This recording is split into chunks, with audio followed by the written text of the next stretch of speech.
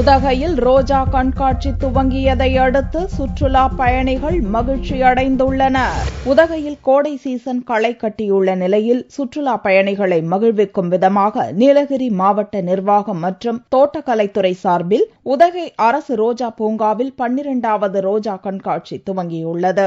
தமிழகத்தின் பல்வேறு மாவட்டங்களிலிருந்து தோட்டக்கலைத்துறை சார்பில் ரோஜா கண்காட்சி அரங்குகள் அமைக்கப்பட்டுள்ளன.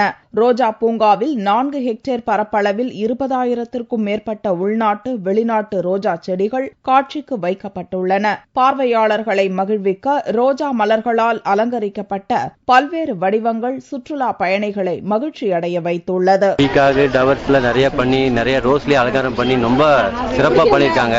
பார்க்க வர மக்களுக்கு ரொம்ப கண்காட்சி நல்லா இருக்கனால நல்லா பண்ணிருக்காங்க. இங்க வந்து ஃபிளவர்ஸ் எல்லாம் சூப்பரா இருக்கு. ஒயிட் ரோஸ்ல ஃபுல்லா பேர்ட்ஸ் எல்லாம் வச்சிருக்காங்க. ரொம்ப அழகா இருக்கு. டிஃபரண்ட் டைப்ஸ் ஆஃப் ஃப்ளவர்ஸ் எல்லாம் இருக்கு. ரொம்ப அழகா இருக்கு. இந்த ரோஜா கண்காட்சியில் உதகை தோட்டக்கலைத்துறை சார்பில் 18 அடி உயரத்தில் 20,000 ரோஜா மலர்களால் அலங்கரிக்கப்பட்டிருந்த சமாதான புறா பார்வையாளர்களை பரவசமடைய வைத்துள்ளது.